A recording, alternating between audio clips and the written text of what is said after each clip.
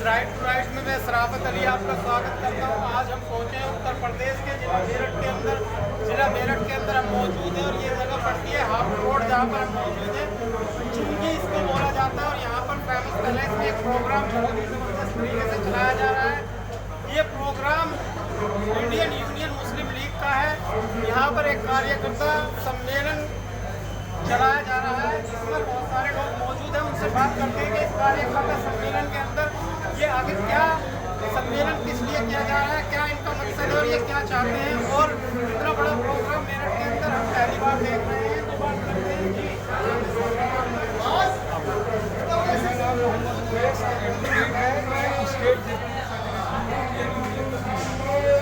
आप Indian union मुस्लिम league के general secretary साहब हैं। सर ये बताइए कि जिस तरीके से आज आपने ये मेरठ में एक पहल की है, मेरठ के अंदर जो ये ज़बरदस्त आपने पहल की है, इस पहल से आप क्या आगाज़ देना चाहते हैं आपको, क्या मकसद है आपका इस पहल करने का? देखिए, आज जो हम ये प्रोग्राम कर रहे हैं, हम उत्तर प्रदेश में जो सियासत है उसमें अपनी मौजूदगी दर्ज करना चाहते हैं ताकि इंडियन यूनियन मुस्लिम लीग के उम्मीदवार पहुँचें और जो दबे हुए कुचले हुए लोग हैं उनके लिए हक की आवाज़ उठा सकें और हर एक के साथ इंसाफ किया। अच्छा ये बताइए, इंडियन यूनियन मुस्लिम लीग ही क्यों? समाजवादी क्यों नहीं, बीएसपी क्यों नहीं, कांग्रेस क्यों नहीं? यहाँ तो बहुत सारी पार्टियां हैं जो मुस्लिमों की रहनुमाई करती हैं, कहती हैं मुसलमानों के लीडर हैं और मुसलमानों के साथ कंधे से कंधा मिला कर सकते हैं। तो क्या जरूरत पड़ी उत्तर प्रदेश में मुस्लिम लीग बनाने की? देखिए, आपके सामने भी मुसलमानों की स्थिति है। पिछले 70 सालों से उन्होंने सेकुलर जो जमातें अपने आप को कहलाती हैं उनका साथ दिया, लेकिन बदले में क्या मिला? बदले में आज हमारी हालत जो आज़ादी के टाइम थी उससे भी बदतर हो गई है। इसलिए अब आवाम को बताना है कि आप अपनी ताकत पहचानिए, अपनी वोट से सत्ता में अमल दखल दीजिए और सबके साथ इंसाफ कीजिए। तो आप उत्तर प्रदेश के अंदर जो आए हैं, आप गरीब आवाम को या मुसलमानों को या दलितों को या पिछड़े लोगों को इंसाफ दिलाने के लिए आए हैं। किस तरीके से इंसाफ दिला पाएंगे आप लोग? देखिए, जब सत्ता में जो जाता है वहाँ फैसले होते हैं, वहाँ निर्णय किए जाते हैं। अगर हमारा सही नुमाइंदा वहाँ मौजूद नहीं होगा तो हमारे अधिकारों की रक्षा नहीं की जा सकती। जो हमारा हक है वो दूसरों को दे दिया जाएगा। इसलिए अपने हक के लिए दलितों, पिछड़ों और अल्पसंख्यकों के लिए हम मैदान में आप मैदान में उतरे हैं। आगे बात करते हैं। जी हजरत क्या नाम है? मेरा नाम रिजवान अंसारी है, शहर मुस्लिम लीग से महानगर अध्यक्ष और वार्ड नंबर 83 से चुनाव लड़ रहा हूँ नगर निगम। रिजवान अंसारी साहब, आप शहर महानगर अध्यक्ष हैं और आप वार्ड 83 से सभा सदीका पार्षद का चुनाव लड़ रहे हैं। तो क्या मुद्दे होंगे आपके चुनाव लड़ने का? आखिर आपने चॉइस जो किया वो मुस्लिम लीग को क्यों चॉइस किया, समाजवादी को क्यों चॉइस नहीं किया और बहुत सारी पार्टियां उनको कोई चॉइस नहीं? हमने इसलिए चूज किया है क्योंकि अमली तौर पर मुस्लिम लीग लोगों की रक्षा करता काम करती है और जो कहती है वो करती है। समाजवादी के माननीय जो पूर्व मुख्यमंत्री रहे अखिलेश यादव जी, वो कहते थे जब उनकी सरकार नहीं आई थी कि 18% मुसलमानों को आरक्षण दिया जाएगा, लेकिन 5 साल सरकार चलाए और गायब हो गए, मुसलमानों को छलने का काम किया। वो तो कह रहे कि हमने मुसलमानों को लिए 18% रिजर्वेशन नहीं दिया, तो जो योजनाएं सरकार ने निकाली उनमें 18% उनके इलाकों में हमने काम किया। 18% योजनाओं का लाभ मुस्लिमों को भी पहुंचा। देखिए, सन 2012 के अंदर हमारी मलिन बस्तियों पर टैक्स बढ़ाया गया।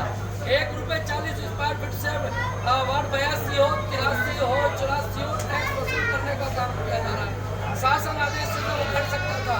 सपा सरकार यहाँ रही है, लेकिन शास्त्रीय कर का 95 पैसे 85 पैसे स्क्वायर फीट से लिया जाता और अहमद नगर का ₹1.40 स्क्वायर फीट से लिया जाता। सुविधाएं वहाँ मौजूद, उन कोठी वालों का टैक्स भी हम जमा करने का काम कर रहे हैं।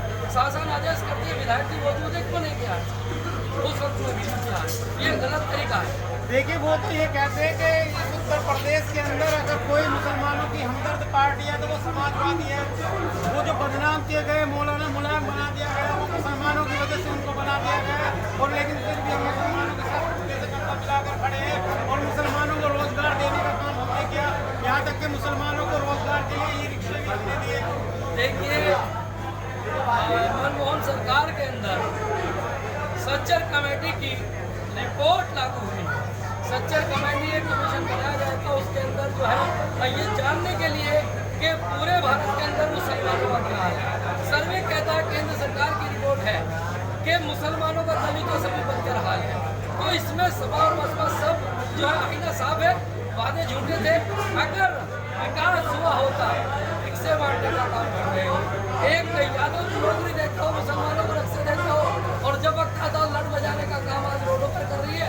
आप बाबू शेठ पर देखिए मुसलमानों का क्या हाल है, या रिक्शा चालकों का क्या हाल है, रिक्शे दे दी लड़ बजा।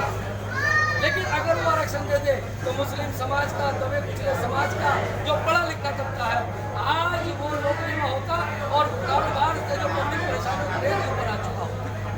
इसलिए ये आप वार्ड 83 से पार्षद का चुनाव लड़ने जा रहे हैं, तो हम आपसे क्वेश्चन करना चाहते हैं कि मुस्लिम लीग की जो नीतियाँ हैं उन्हें आप जनता तक कैसे पहुँचाएंगे, किस तरीके से आप जनता को बताएंगे कि वो मुस्लिम लीग से हम किस तरीके से मुस्लिम लीग की जो नीतियाँ हैं उन्हें जन जन तक किस तरीके से बताएंगे कि हम नुमाइश कर सके वो हमें। देखिए 15 सालों से हम जमीन पे काम कर रहे हैं वार्ड नंबर 83 के अंदर, और जनता मुस्लिम लीग की नीतियों को बखूबी जानती है।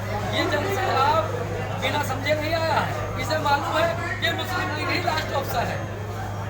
ये सब लोग आए हैं और जनता तक NRC का मामला हो, चाहे CA का मामला हो, चाहे आसिफा के बलात्कार का मामला हो, चाहे उन्नाव के अंदर बच्ची का मामला हो, चाहे तबरेज अंसारी की हत्या का मामला हो, कासिम कुरैशी की हत्या का मामला हो, सब मजरोड़ा कबाल कांड का मामला हो, सब मुद्दों पर मुस्लिम लीग ने अमली तौर पर काम किया है। ये जनता जान चुकी है। आने वाले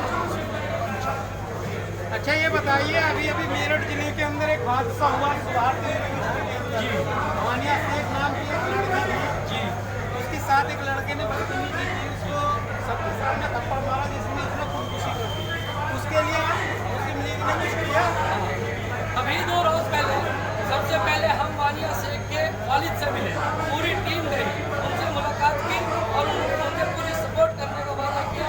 और 2 रोज पहले कलेक्ट्रेट पर जिला मजिस्ट्रेट साहब को हम ज्ञापन सौंपे और कहा है कि मालूम हुआ है कि सुभारती के किसी टॉयलेट के अंदर लोग नहीं है, और मालूम हुआ है उसके बाप ने बताया है, बेटी के फादर ने, कि मेरी बच्ची सिविलों से ऊपर होकर गई है और 300 और गैलरी पार्क की है। उसके बाद उसका खुदकुशी किया, पूरा स्टाफ का मसला कर रहा। हम उसे खुदकुशी नहीं हत्या मानते हैं, खानिया वानिया शेख की हत्या की गई है और वह प्रशासनिक तौर पर जो सबूत मिटाने का काम कर रहा है उसको हम दोनों जी आगे बात करते हैं। जी भैया क्या नाम है आपका? नदीम खान। आप भी पार्टी से चुनाव लड़ने जा रहे हैं क्या? वार्ड नंबर 81 से आप चुनाव लड़ने जा रहे हैं, तो आपके मुद्दे क्या होंगे चुनाव के आखिर, जो आप जनता तक अपने मुद्दों को बताओगे और जनता आपसे जो है ये महसूस करेगी हाँ ये हमारे मुद्दों को हल कर सकते हैं, तो हम उनसे वोट दें। क्या मुद्दे होंगे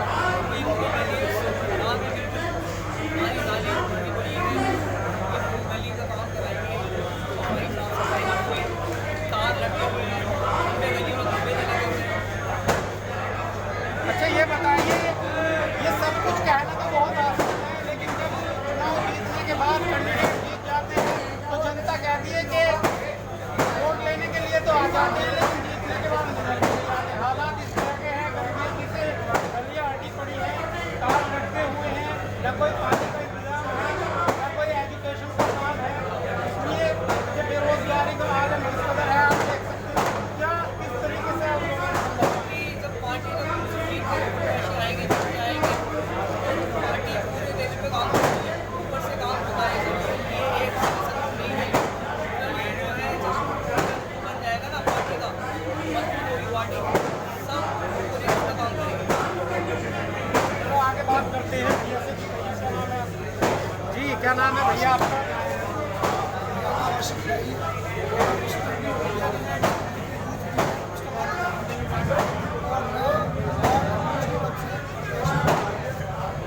वार्ड नंबर 56 से आप प्रत्याशी हैं, बाई एमएल के आप महानगर। तो बताइए किस तरीके से आखिर जिस तरीके से आज आपने ये मतदान के अंदर किया है, ये पैगाम किया है, क्या ये जो यहाँ लोग आए हैं कार्यकर्ता आए हैं,